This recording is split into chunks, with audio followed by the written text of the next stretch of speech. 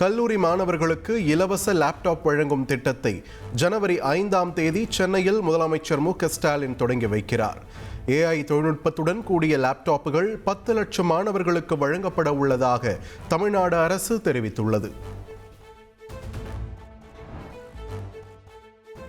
பொங்கலுக்குள் 1000 செவிலியர்கள் பணி நிரந்தரம் செய்யப்படுவார்கள் என அமைச்சர் மா. சுப்பிரமணியன் உறுதியளித்துள்ளார். செவிலியர்களின் கோரிக்கை முன்னுரிமை அளித்து தீர்க்கப்படுவதாகவும் அவர் கூறியுள்ளார்.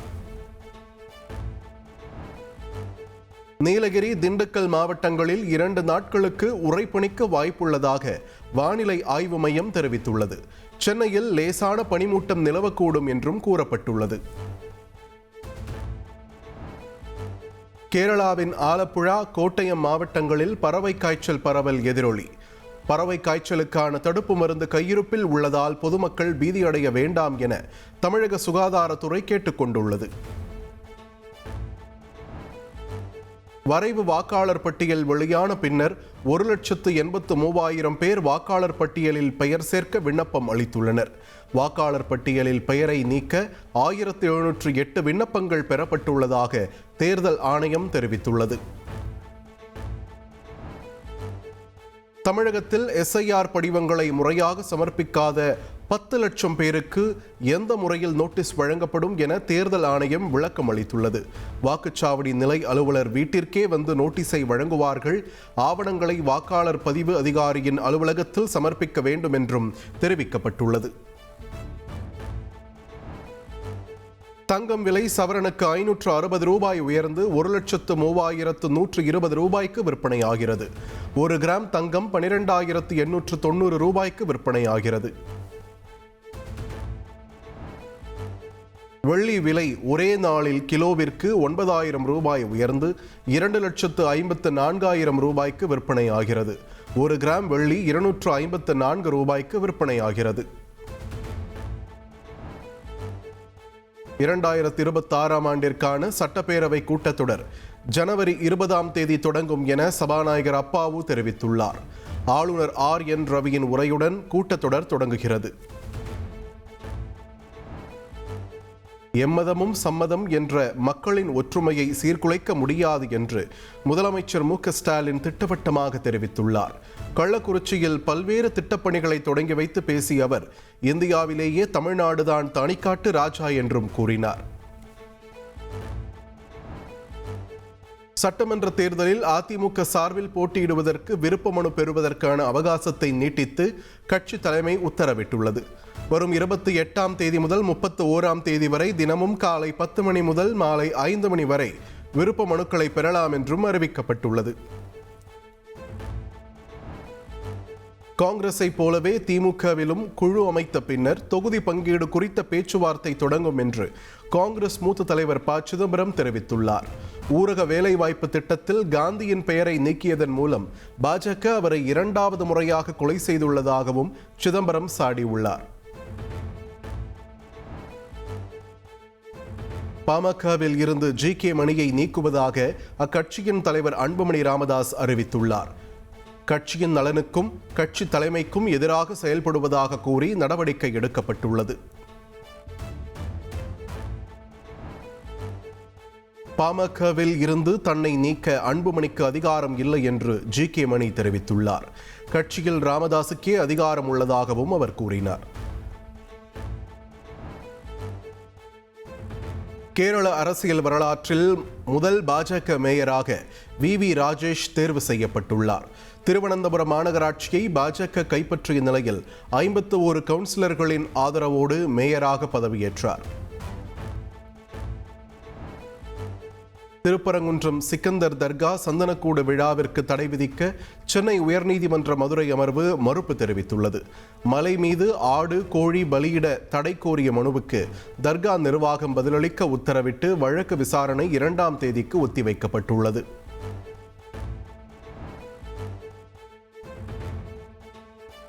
திருப்பரங்குன்றம் மலையில் பிரியாணியுடன் ஏற முயன்ற கேரளாவைச் சேர்ந்த இஸ்லாமியர்கள் தடுத்து நிறுத்தம். மலை மீது அசைவ உணவு சாப்பிட தடை விதித்திருப்பதாக கூறி 60க்கும் மேற்பட்ட இஸ்லாமியர்களை போலீசார் நிறுத்தினர். சிவகார்த்திகேயன் நடித்துள்ள பராசக்தி திரைப்படத்தின் கதை திருட்டு புகார் குறித்து தென்னிந்திய திரைப்பட எழுத்தாளர் சங்கம் விசாரிக்க சென்னை உயர்நீதிமன்றம் உத்தரவிட்டுள்ளது. படத்தை வெளியிட தடை கோரிய நிலையில் ஜனவரி 2ஆம் தேதி தென்னிந்திய திரைப்பட எழுத்தாளர் சங்கம் அறிக்கை தாக்கல் செய்யவும் நீதிமன்றம் ஆணையிட்டுள்ளது. புதுச்சேரியில் புத்தாண்டு கொண்டாட்டத்தின் போது 1000 போலீசார் பாதுகாப்பு பணியில் ஈடுபட உள்ளதாக உள்துறை அமைச்சர் நமச்சிவாயம் தெரிவித்துள்ளார். போக்குவரத்து நெரிசலை குறைக்க பல்வேறு ஏற்பாடுகள் செய்யப்பட்டுள்ளதாகவும் நேர கட்டுப்பாடு குறித்து ஆலோசித்து வருவதாகவும் அவர் கூறியுள்ளார். கோவை நரசிம்மபுரத்தில் தனியார் பள்ளியின் ஆசிரியர் வீட்டில் 100 சவரன் தங்க நகைகள் மற்றும் 10,000 ரூபாய் ரொக்கம் கொள்ளையடிக்கப்பட்ட சம்பவம் பரபரப்பை ஏற்படுத்தியுள்ளது. கிறிஸ்துமஸ் பண்டிகையை கொண்டாட உறவினர்கள் வீட்டிற்கு சென்றிருந்த போது வீட்டின் பூட்டை கூட உடைக்காமல் கைவரிசை காட்டிய கும்பலை போலீசார் தீவிரமாக தேடி வருகின்றனர். பிள்ளையார்பட்டி கற்பக விநாயகர் கோவில் அறக்கட்டளையில் முறைகேடு நடந்துள்ளதாக எழுந்த புகார் குறித்து விசாரிக்க ஓய்வு பெற்ற நீதிபதி தலைமையில் ஆணையம் அமைத்து உயர்நீதிமன்ற மதுரை அமர்வு உத்தரவிட்டுள்ளது.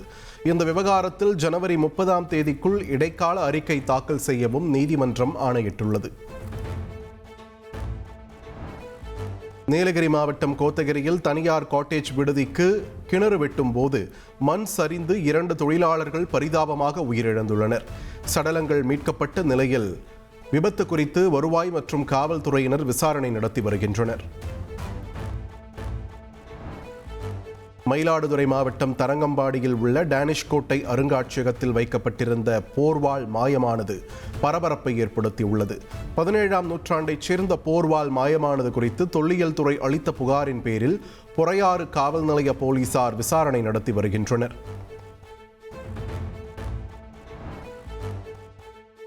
சபரிமலை ஐயப்பன் கோவிலில் உள்ள துவாரபாலகர் சிலை தங்க கவச முறைகேடு தொடர்பாக திண்டுக்கல்லில் சிறப்பு புலனாய்வு குழு அதிகாரிகள் விசாரணை நடத்தினர். கர்நாடகாவில் கைதானவர்கள் அளித்த தகவலின் பேரில் பாலசுப்ரமணியன் என்பவரின் நிதி நிறுவனத்தில் அதிகாரிகள் ஆய்வு செய்தனர்.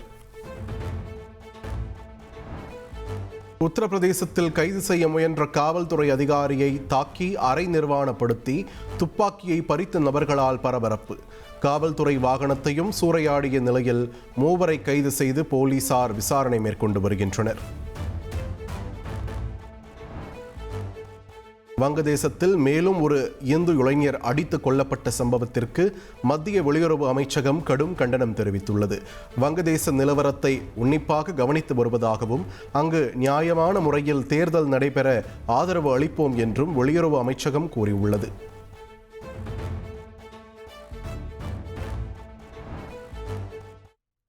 जिन्हें आईपीएल के इतिहास में न सिर्फ सबसे छोटे खिलाड़ी होने का बल्कि सबसे तेज ऐसे भारतीय होने का गौरव प्राप्त है जिसने आईपीएल में सेंचुरी बनाई. டெல்லியில் நடைபெற்ற நிகழ்ச்சியில் பல்வேறு துறைகளில் சாதனை படைத்த குழந்தைகளுக்கு பிரதமரின் தேசிய சிறார் விருதுகளை வழங்கி குடியரசுத் தலைவர் திரௌபதி முர்மு கௌரவித்தார். 14 வயதில் கிரிக்கெட்டில் சாதனைகளை குவித்து வரும் வைபவ் சூரியவன்ஷி குடியரசுத் தலைவரிடம் விருதை பெற்றுக் கொண்டார். குடியரசுத் தலைவர் திரௌபதி முர்மு நாளை மறுநாள் கர்நாடகா செல்கிறார். அங்குள்ள கார்வார் துறைமுகத்தில் நீர்மூழ்கி கப்பலில் அவர் பயணம் மேற்கொள்கிறார்.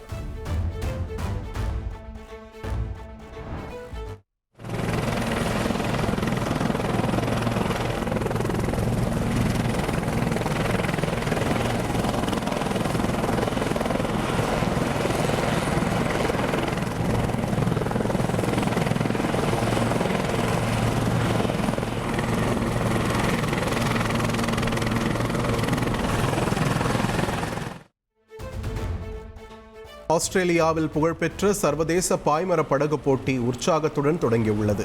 சிட்னியில் தொடங்கி ஹோபார்ட் தீவு வரை நடைபெறும் போட்டியில் 100க்கும் அதிகமான படகு குழுக்கள் பங்கேற்றுள்ளனர். ஜப்பானின் மிஷிமா நகரத்தில் உள்ள ரப்பர் தொழிற்சாலையில் மர்ம நபர் நடத்திய கத்திக்குத்து தாக்குதலில் 15 பேர் காயமடைந்துள்ளனர். மாஸ்க் அணிந்து கொண்டு தாக்குதல் நடத்தியவர் மர்ம திரவத்தையும் தொழிலாளிகள் மீது தெளித்துச் சென்றது குறித்து போலீசார் தீவிர விசாரணை நடத்தி வருகின்றனர். ஆஷஸ் தொடரின் பாக்ஸிங் டே டெஸ்ட் போட்டியின் முதல் இன்னிங்ஸில் இங்கிலாந்து அணி 110 ரன்களுக்கு ஆல் அவுட் ஆனது. முதல் நாள் ஆட்ட நேர முடிவில் ஆஸ்திரேலிய அணி 46 ரன்கள் முன்னிலை பெற்றுள்ளது.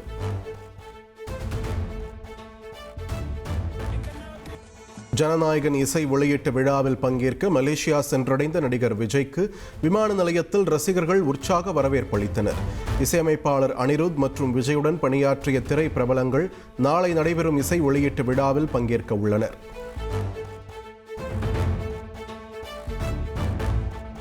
ஜனநாயகன் படத்தில் விஜய் பாடியுள்ள செல்ல மகளை பாடலின் லிரிக்கல் வீடியோவை படக்குழு வெளியிட்டுள்ளது. மலேசியாவில் நாளை இசை வெளியீட்டு விழா நடைபெற உள்ள நிலையில் ஜனநாயகன் படத்தின் 3வது பாடல் வெளியாகியிருக்கிறது.